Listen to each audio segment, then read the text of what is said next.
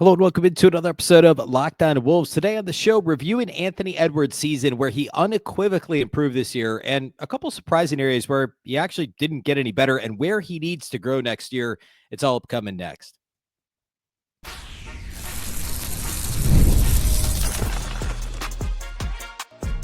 You are Locked On Timberwolves, your daily Minnesota Timberwolves podcast. Part of the Locked On Podcast Network, your team every day.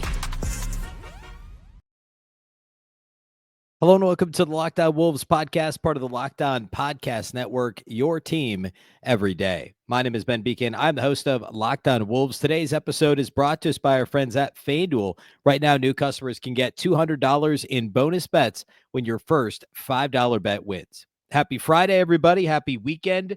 Happy Game 4 of the NBA Finals. Of course, the Pacers now with a 2-1 series lead. That is series is a ton of fun. I didn't say this on air on the pod. And maybe now this sounds like I'm cheating, but I'm not. I picked the Thunder in 6 for this series, and that I don't know if that's the most likely outcome at this point. It feels like there's a decent chance it goes 7, but I felt pretty good about this thing not being shorter than 5 games, and that's absolutely going to be the case. Well, I shouldn't say that. I guess technically the Pacers could still win in 5. Anyway, so great basketball this weekend to look forward to. Today, we're going to continue the player review series. We're going to talk about Anthony Edwards, some areas in which he was unequivocally better this year and areas in which he was surprisingly not as good, where the next steps in his growth need to be for the Wolves. Of course, there's the context of what does the roster look around him, but individually, what can he and should he do next season? We'll also talk about some of the lineup data, as we peek ahead to the offseason. Who does he play best with? And, the guys around him, how they perform when he's on the floor, how those lineups perform when they're on the floor together. So all that on the show today. Big thank you off the top for making Locked On Wolves your first listen every single day. Of course, this show is free and available everywhere. That includes YouTube, as well as all of your favorite audio platforms. Wherever you like to listen to podcasts, you can find Locked On Wolves. You can also watch on the Locked On Sports Minnesota app on both Roku and Amazon Fire TV. All right. So Anthony Edwards this year, the casual narrative, the national narrative would be, yeah, dude shot a ton of threes and he got a lot better, had some rough times in the playoffs again, just like he did last year. And that would kind of be it, right? Like he went from an all-star second NBA guy to the same thing this year in terms of his overall profile nationally, got back to the same level to the conference finals. No shame in that. But that's kind of the casual take on this. Now, the obvious area that he improved, of course, is the three-point shooting. Not only did he go from a slightly below league average three-point shooter and rectify, remember 2 years ago, he was like 37% from three, right in line with league average. Last year, the volume actually went down a little, and he was a shade under 36%. This year, he clearly came into the season, and we saw glimpses of this when he was with Team USA last August, was the three-point shooting. And he talked about talking with Steph about it, talking to Steph about his workouts, competing against Steph in practice, Steph Curry with Team USA, and how he was going to be adding, I don't say adding the three-point shot, he already had it, but improving the three-point shot to a truly elite level, and he did. He was shooting over 40% from three as late as early February in the season, and he finished still shooting 39.5% from three on more than 10 attempts per game. So he led the league in takes and makes from outside the arc, which is a pretty impressive thing to do for a guy who, to that point, was not at all known for his three-point shooting. Yes, he was a good three-point shooter. This isn't going from a guy who didn't shoot threes to the best in the league. We're talking about a guy who shot threes at a pretty pedestrian rate. Pedestrian percentage, and a pretty high rate in terms of attempts. But now we're talking the most threes of any team, any player in the league makes and takes, and he did it while shooting well above league average at 39.5%. Extremely impressive. Of course, you do that, and you have to sacrifice something. I've talked about this a couple times before, but I'll harken back to last mid-August. I did the Locked On Fantasy Basketball show with Josh Lloyd, who does a fantastic job if you're into fantasy basketball. And we did a bit of a team preview. He asked me what it would take for Ant to lead the league in scoring. And I said he needs to take two mid-range shots two less mid-range shots per game. He needs to take one more three per game and one more shot at the rim per game. And ultimately that's going to tick up his scoring average because of more free throw attempts and more three-point attempts. Well, guess what? He definitely took a lot less mid-range shots. He didn't take any more mid-range shot or any more shots at the rim. He took them all from outside the arc. He went from shooting about a third of his shots outside the arc last season to more than half of his shots from outside the three-point arc. Literally, he was 34% of his shot attempts were outside the arc in 23-24. This year, it was 50.3%. The average shot distance increased by almost 3 feet, which is crazy. He shot 5% less attempts within 3 feet of the rim. He shot almost 5% less attempts between 3 and 10 feet. So put that together at like 9.5% less shot attempts within 10 feet of the basket. He also shot a lot less shot attempts between 10 feet and the three-point line. So he certainly did shoot less mid-range shots. He shot less long twos, but he also shot less at the rim and shot way more at the three-point line. So yeah, it was great. Overall, a good thing. It made him a more impactful, I thought, offensive player. I thought that was pretty clear. The problem was we saw the free throw rate drop, considerably for the first part of the season.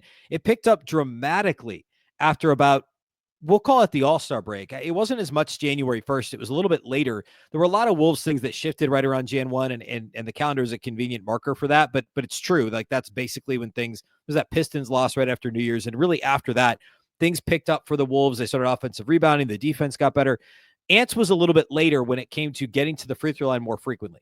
And we could break down his season and look at this, but just a quick, this is a quick and dirty analysis way to look at this. Just scroll through his game log. He only had 2 games with more than 10 free throw attempts, 2 games with double-digit free throw attempts before Jan 1. After, just in the month of January alone, he had 4. And then in the month of February, he had 4 more. So for the rest of the season, through Jan 1, the Wolves played 32 games. So a little more than a third of their season. He had 2 double-digit free throw attempt games. After January 1st, Ants had 13 double-digit free throw games over the final 60-plus games of the season. That's crazy. The free throw rate grew dramatically for Ant. And he was a little more aggressive getting downhill. I do think the officiating shifted a little bit as well. He started to get a few more calls for whatever that's worth. Of course, he had the technical foul issue, which ended up causing him to miss that loss against the Utah Jazz. But we did see the free throw rate tick up. So if you just look at the season as a whole, you'd say, oh man, his free throw attempts went down slightly. Free throw rate went down slightly. Well, guess what? The 3-point attempt rate goes from 1/3 of his shots to half of them, and his free throw rate only ticks down ever so slightly. That's actually not too bad of a split. Now, overall, he shot 10 less free throws this year. That's not great. You'd like him to shoot more, or, certainly not less. So you'd want it to tick up just a little. But the best part is there were a lot less long twos, a lot less mid-range shots. And part of the reason you want to shoot more at the rim isn't strictly the free throw attempts. It's just that they should be easier shots. And that's actually, I guess, something I want to get back to when I talk about things for him to improve, which we'll do here in a minute. But making shots at the rim is one of them. He was good. He should be better. In terms of other areas he improved, I thought he was a bit more active on the glass. The numbers overall are flat. But again, as we've seen almost every season with Ant, the first part of the season, there's some flashes of, man, this guy could be one of the best 5 players in the league. And then there's a bit of backsliding, a bit of, off nights against bad teams sort of a thing. Not, stepping up for the big moments on national TV against big matchups, but backsliding or dropping 60 plus like he did against the Pistons in a loss. The Wolves lose the game. He scores a bunch of points. It's kind of one or the other. When he has a bit of an off night, either he doesn't show up or he shows up and the team doesn't. And the offense is bent too far in Anthony Edwards' direction. And then as the year wears on, there's real growth and he improves. And by the end of the season, you're going, man, maybe he is a top 5 player in the NBA. And sure enough, the Wolves get to the conference finals largely on the back of Anthony Edwards. And yes, Julius Randle in the playoffs. But almost every season, at least the last 3, have followed the same pattern where at the very start of the year, is he making a leap? And then it's maybe not. And then at the end of the year, he's leapt beyond where you thought he was at the beginning of the year. And that's exactly what happened again this year with Anthony Edwards. And so the overall body of work, the rebound numbers are the same in terms of defensive rebound rate. Total rebound rate is virtually the same. Offensive rebound rate is up slightly. And I do think his activity level on the offensive glass went up along with the team's activity level on the offensive glass as the season wore on. And another thing, the assist rate is down a little, still the second highest of his career, but I thought the decision-making was improved. And I'll explain a little bit what I mean by that here in a moment. And then we'll get into some areas for him to improve. We'll get into some of the lineup data. That's what we got on the docket here for the rest of the show today.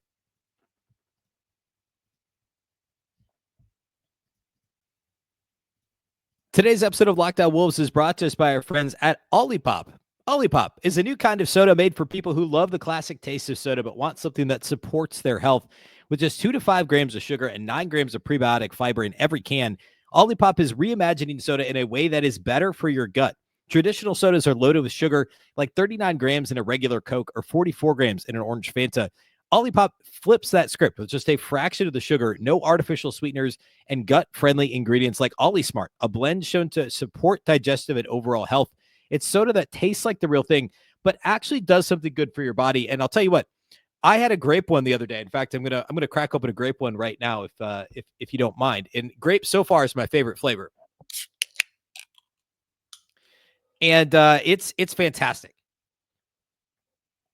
I've actually I don't drink that much soda. I kind of gotten away for the health reasons, and OLIPOP is getting me back into drinking strictly OLIPOP. It's fantastic. Maybe try swapping out your regular soda for OLIPOP to help you cut back on sugar while still getting the nostalgic flavors that you love. It truly is fantastic. It tastes just like any other grape soda you'd have in the past, but again, much, much healthier for you. It's fantastic. I promise you. Get a free can of OLIPOP. Just buy any 2 cans in the store, and they'll reimburse you for 1. Head to drinkolipop.com. That's drinkolipop.com/LockedOnNBA to claim your free can and find OLIPOP near you. That's drinkolipop.com/LockedOnNBA.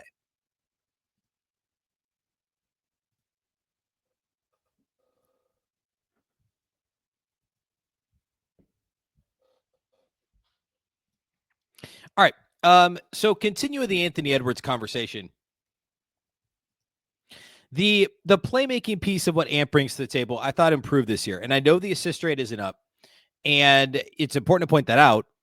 But I thought the decision-making was better. He was being asked to initiate more offense than ever before. The Timberwolves went into yet another season where they said, look, we're not going to have a backup point guard. There's no Jordan McLaughlin. We're not trading for Monte Morris. We're just going to roll with Anthony Edwards and Nickeil Alexander-Walker and Mike Conley. Nickeil's the backup point guard. Ant's going to initiate a ton of offense. Here we go. And for the most part, I thought Anthony Edwards' decision-making was much improved. Yes, we saw the turnover rate basically stagnate, but and the usage rate dipped slightly and the assist rate dipped slightly, but a lot of that is because Julius Randle, I mean, number one, I mean, they actually, like Karl-Anthony Towns, the Wolves did not initiate a whole lot of offense through Cat, especially with Ant on the floor. Cat was almost strictly a pick and roll guy, or when Ant was off the floor, you'd initiate offense through him, but he was not a point forward in the way that Julius Randle is.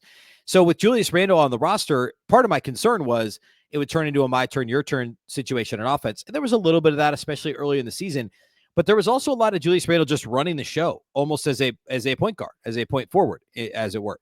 And that just overall led to the ball being in Ant's hands a little bit less, which is generally a bad thing. But when the efficiency goes up, it's not going to, I mean, the offense was better, right? The Timberwolves offense was better than what it was last season.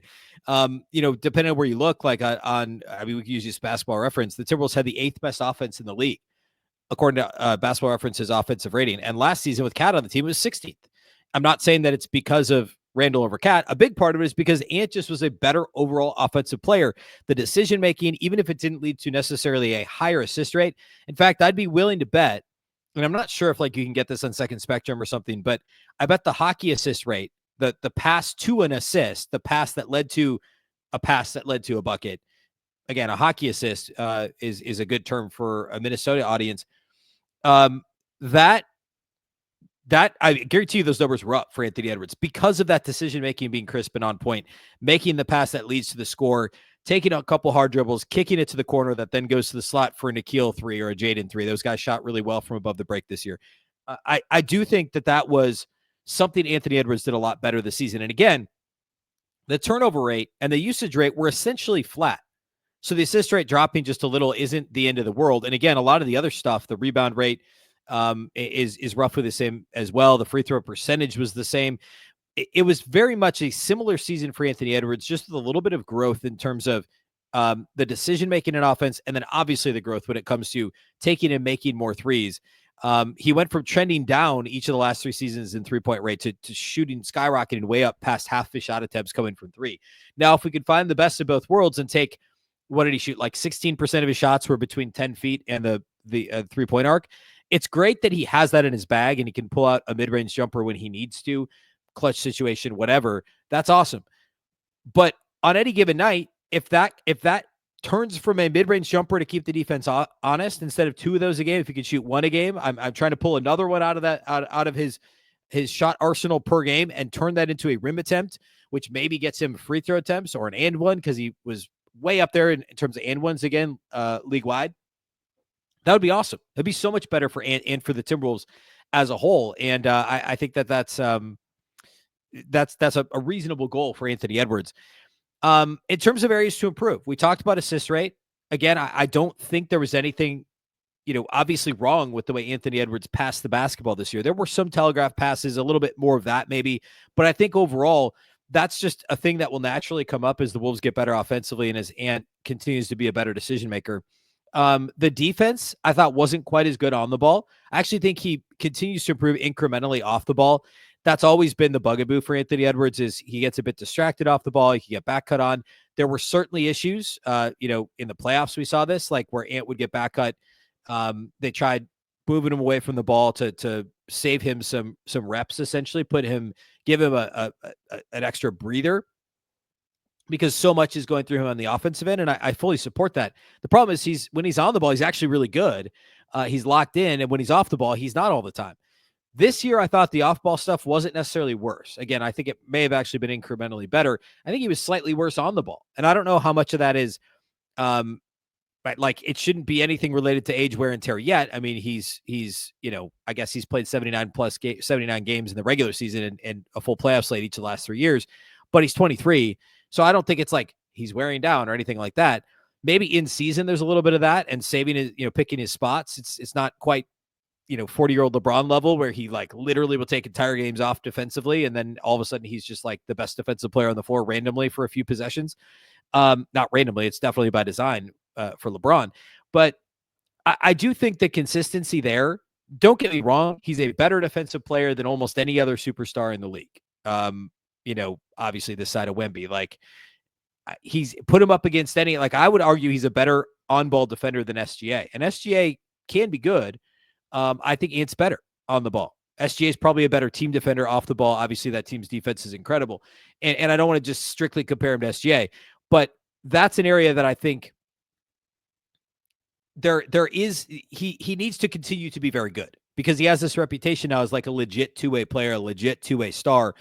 And that has to, in order for that to remain, he's got to continue locking in on defense and do a little bit of a better job than he did at times this season on the ball. But overall, like, he's still got some votes for all defensive teams. Like, people still think he's a really good defender, and I think he is. It's just an area that needs to be a little bit of attention paid to it for Anthony Edwards. Okay, let's talk. I think that's really my only other area that he really needs to improve, outside of the free throw rate stuff. We talked about the assist rate stuff a little bit, but really the overall defense, the consistency level. I should note the block rate was up this year, and the steal rate was actually a career low, which speaks to, again, some of the off-ball inactivity at times for Ant. It's really just bursts. Like we saw a couple of crazy steals in that Golden State series, and obviously has the capability to do these things. It's just, what's the consistency look like? I want to talk a little bit about lineup data and which lineups Ant's played the best with this season, or did play the best with this season, and what that could look like next year, depending on what the roster looks like. We'll do all that here next to close out the show.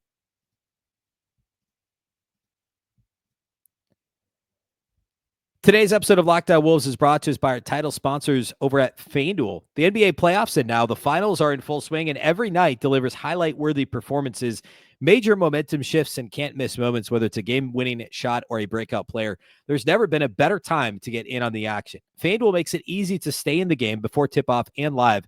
With player props, performance trends, and same-game parlays, fans have more ways than ever to play smart and win big. If you're looking at this Pacers-Thunder series here in the finals, I think we're going to have a massive SGA game at some point here. And if we're going to get it, it's probably 4 or 5. Tyrese Haliburton, of course, still an eye on him. And J-Dub, you never know. You might get the J-Dub explosion from the Thunder if they need it desperately. Maybe just want to ride the wave and combine your live prop bets mid-game and just kind of see how things are unfolding. Make your decisions that way. Not a bad idea. If you're new to FanDuel, it's the perfect time to sign up. Head to FanDuel.com and place your first $5 bet. If it wins, you'll get $200 in bonus bets. Make every moment more with FanDuel, official sports betting partner of the NBA.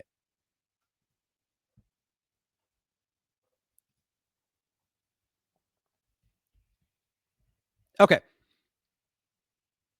Let's talk about the lineups that Anthony Edwards was best in versus worst in. We'll talk about it. Actually, let's start with the two-man lineups. We did this here. There's one other thing I wanted to hit. Sorry, related to his three-point shooting. Just quickly, catch and shoot versus pull-up threes. We know Anthony Edwards is as good of a pull-up three-point shooter as anybody in the league. That remains true. He was 38.5% on pull-up threes, and he shot 7.6 pull-up threes per game. So like 3/4 of his three-point attempts on a given night were pull-up jumpers, which is crazy. Generally a bad idea for almost anybody, right? But yet, here we are, 38.5%, which is really, really, really good.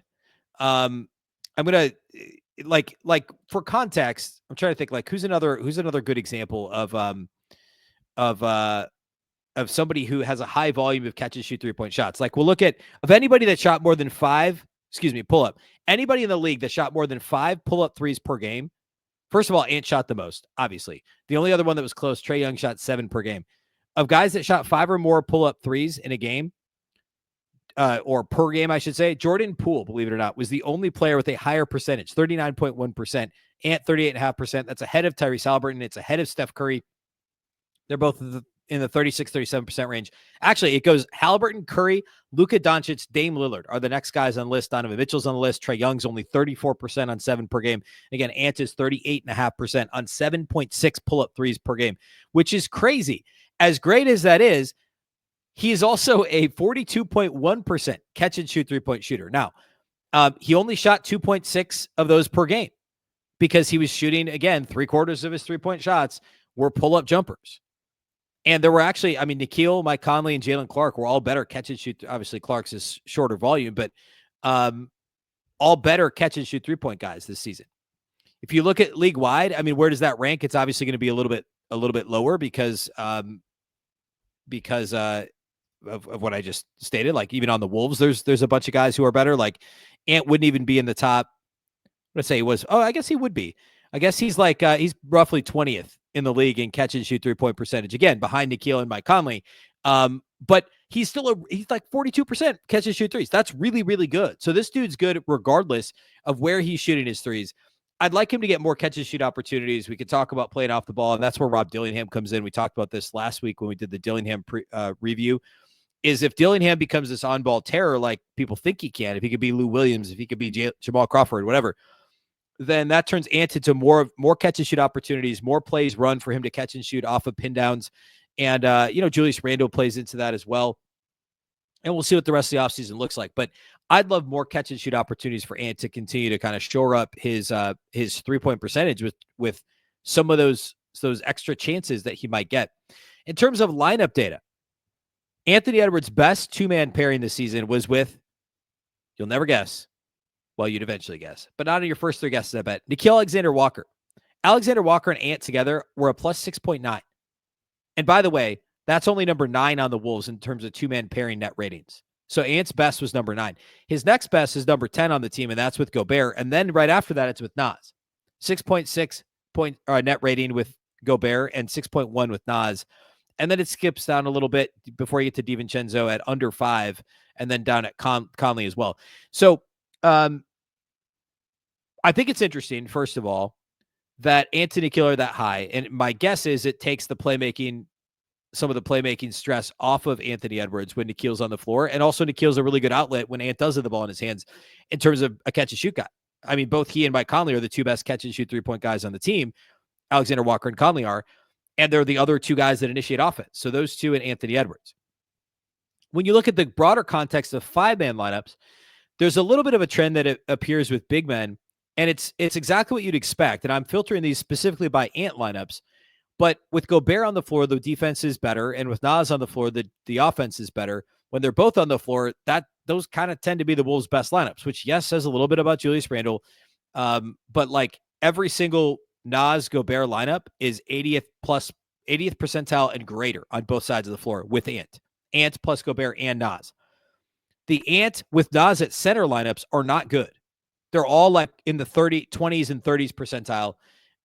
The Gobert ones are at least good defensively, but offensively are not very good. So what does that say? I mean, it tells me that Nas and Ant haven't played together all that much, or enough, I should say. And we could dig, a bit more into that another time, specifically the Ant and Nas numbers. And like I just mentioned, Ant's best two-man pairings, Alexander Walker, Gobert. Nas is third on there. But I think some of the makeup of these other five-man lineups is a bit dicey for Nas to be at the 5. Of course, Nas at the 5 is not a winning strategy defensively. In fact, there's 4 Ant lineups that have Nas at the 5 that played over 100 possessions together this year. And they are 21st percentile defensively, 24th percentile defensively, 43rd and 21st, according to Cleaning the Glass. Offensively, they're not much better. One of them 75th percentile, and then the other 3 are all in the 20s as well, 20s and 30s. So I think Ant and Nas, like, I say this to give the context of we don't know who's going to be in the front court for Minnesota next year.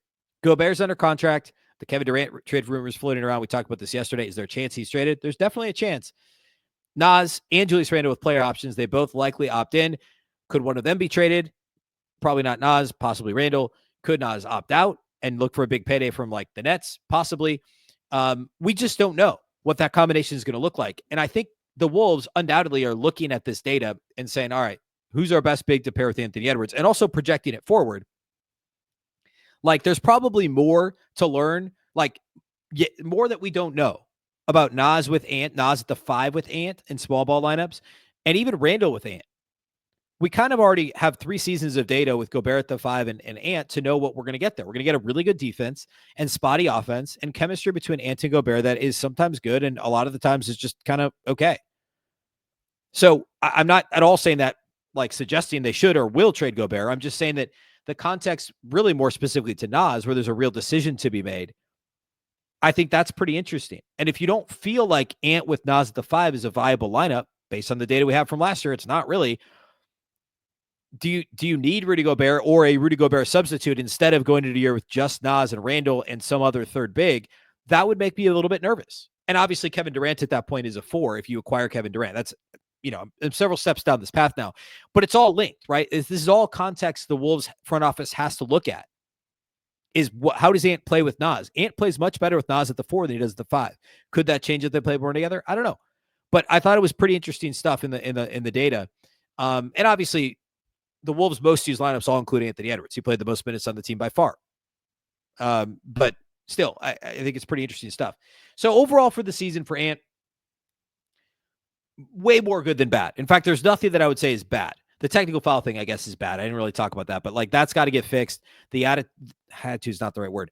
The being with it against bad teams, the consistency there, it's gonna wane at times over the course of the season. But he's got to be a little more consistent if he's going to lead this team beyond the conference finals and to the finals. So that's another area that's less tangible. But I mean, the technical fouls thing is tangible. And then just maybe one less mid-range shot. Beggars can't be choosers, maybe. I mean, like it worked out last year. He shot a lot more threes. I asked for that last offseason. It happened. Now we just need to see some more rim attempts, some more free throw attempts. And I believe then the assist rate will go up as well. So all that's kind of interlinked. And I'm very curious to see what the Wolves do in the front court to align with Anthony Edwards here moving forward. All right. That concludes the player review series. Next week, we're going to turn fully to draft coverage. We've got less than 2 weeks until the NBA draft, a week and a half, really. Only like 8 shows until then, but who's counting? I'm going to line up all of the prospects that the Wolves could potentially draft at, like, I'm going to pick the guys I think they're most likely to be interested in at both 17 and 31. So we're not going to do like 40 guys, but I'm going to pick probably about half that, maybe 10 guys for each spot and just kind of have a discussion about which guys I like the most for the Wolves, the fit, how they might end up playing in them, what role they could play. And we'll do that here over the next few days. And obviously any trade rumors, any real Kevin Durant rumors or other rumors we'll talk about here on the show as well. Still daily, Monday through Friday, throughout the months of June and July. A big thank you for making Locked On Wolves your first listen every day. Of course, this show is free and available everywhere, including YouTube, as well as all of your favorite audio platforms. Wherever you like to listen to podcasts, you can find Locked On Wolves. You can also watch on the Locked On Sports Minnesota app on Roku and Amazon Fire TV. And a reminder that for your second listen, you can check out the NBA Big Board Show. It's hosted by our guy, Rafael Barlow, NBA draft expert Rafael Barlow. He reacts to every workout, interview, and rumor leading up to the NBA draft. Find Locked On NBA Big Board on YouTube or wherever you listen to podcasts. Of course, the Locked On Wolves podcast is part of the Locked On Podcast Network. Remember, the Locked On Network is your local experts on all the biggest stories. Once again, I'm Ben Beecken. This is the Locked On Wolves podcast, and we'll catch you next time.